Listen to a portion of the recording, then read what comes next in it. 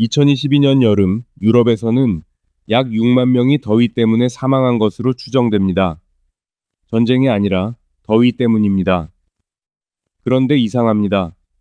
그 나라들 중 많은 곳에는 아직도 에어컨이 많지 않습니다. 돈이 없는 것도 아닙니다. 기술이 부족한 것도 아닙니다. 그런데 왜 유럽의 오래된 집과 호텔에는 에어컨이 적을까요? 여름에 유럽 여행을 가면 이상한 순간이 옵니다. 호텔방 문을 열었는데 방 안이 후끈합니다. 한국 사람은 자동으로 벽부터 봅니다. 에어컨 리모컨을 찾는 겁니다. 그런데 없습니다. 있어도 이상하게 약합니다. 프런트에 물어보면 이런 말을 듣기도 합니다. 선풍기 가져다 드릴게요. 이때 바로 생각합니다. 아니, 왜 이렇게 더운데 에어컨이 없지? 한국에서는 여름 에어컨이 거의 기본입니다. 집, 카페, 지하철, 호텔, 어디를 가도 시원한 실내를 기대합니다. 그런데 유럽의 오래된 호텔이나 도심 아파트에서는 아직도 창문을 열고 셔터를 내리고 선풍기로 버팁니다. 유럽 숙소 후기를 보면 이런 말도 자주 나옵니다. 위치는 좋았는데 방이 너무 더웠다. 창문을 열면 시끄럽고 닫으면 더웠다. 하지만 이건 단순한 시설 불만이 아닙니다. 핵심은 집과 도시가 어떤 여름을 기준으로 만들어졌는가입니다. 먼저 짚고 가야 합니다. 유럽이라고 다 같은 유럽은 아닙니다. 남유럽 호텔과 신축 건물에는 에어컨이 꽤 있습니다. 그러니까 유럽에는 에어컨이 없다는 말은 틀립니다. 우리가 말하는 건 주로 오래된 도심의 집과 숙소입니다. 오래된 호텔, 게스트하우스, 낡은 아파트입니다. 새 호텔은 시원해도 옆 오래된 건물은 밤새 후끈할 수 있습니다. 이건 유럽 전체가 아니라 오래된 건물이 새로운 여름을 만난 이야기입니다. 첫 번째 이유는 과거의 기후입니다. 유럽의 많은 도시는 오랫동안 여름보다 겨울이 더 큰 문제였습니다. 집을 지을 때 중요한 건 방을 식히는 일이 아니었습니다. 찬바람을 막고 열을 붙잡는 일이었습니다. 그래서 두꺼운 벽, 작은 창, 라디에이터, 벽난로, 셔터가 중요했습니다. 낮에는 햇빛을 막고 밤에는 창문을 열었습니다. 여름 낮이 더워도 밤에는 식는다는 기대가 있었습니다. 냉방은 필수가 아니라 있으면 좋은 장치였습니다. 그런데 지금은 다릅니다. 낮은 더 뜨겁고 밤도 잘 식지 않습니다. 아스팔트와 오래된 건물은 한번 데워지면 밤에도 열을 뱉습니다. 여기서 반전이 생깁니다. 유럽의 두꺼운 돌벽은 겉으로 보면 시원할 것 같습니다. 하지만 폭염이 길어지면 오히려 열을 가두는 거대한 오븐이 될 수 있습니다. 예전의 장점이 지금은 약점이 되는 겁니다. 그럼 그냥 에어컨을 달면 되지 않을까요? 유럽은 여기서부터 시작됩니다. 유럽의 두 번째 이유는 건물 구조입니다. 유럽의 오래된 집은 에어컨을 달기 쉬운 구조가 아닙니다. 한국 아파트나 신축 건물은 실외기 공간, 배관, 전기 설비를 생각합니다. 그래서 우리는 에어컨을 사면 기사님이 와서 달아준다고 생각합니다. 하지만 오래된 유럽 도심은 다릅니다. 벽은 두껍고 골목은 좁고 창문은 작습니다. 에어컨에는 실외기가 필요합니다. 실외기는 소리, 뜨거운 바람, 배수, 외벽 고정 문제가 있습니다.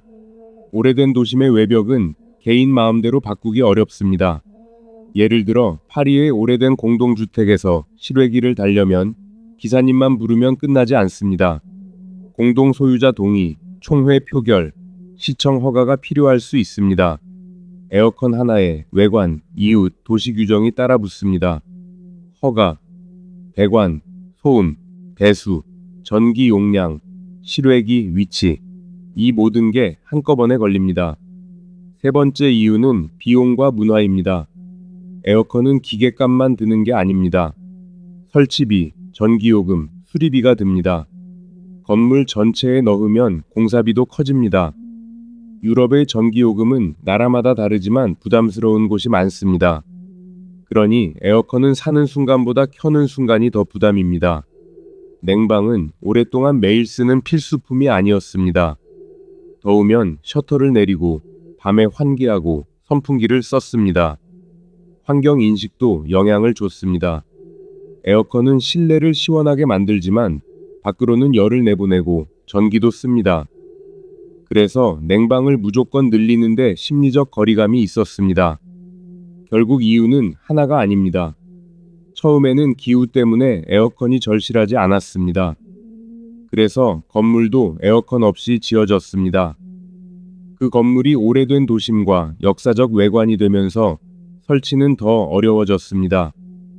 전기요금과 환경인식은 확산을 더 늦췄습니다. 그런데 이제 여름이 바뀌었습니다. 폭염은 더 자주 오고 더 오래 머뭅니다. 도시의 밤은 예전처럼 쉽게 식지 않습니다. 에어컨 없는 집은 불편한 공간이 아니라 위험한 공간이 될 수 있습니다. 특히 노인, 어린이, 환자에게 냉방은 취향이 아닙니다. 안전 문제입니다. 여행자는 하루 이틀 덥고 지나갈 수 있습니다. 하지만 그 집에 사는 사람은 매년 여름을 그 방에서 보내야 합니다.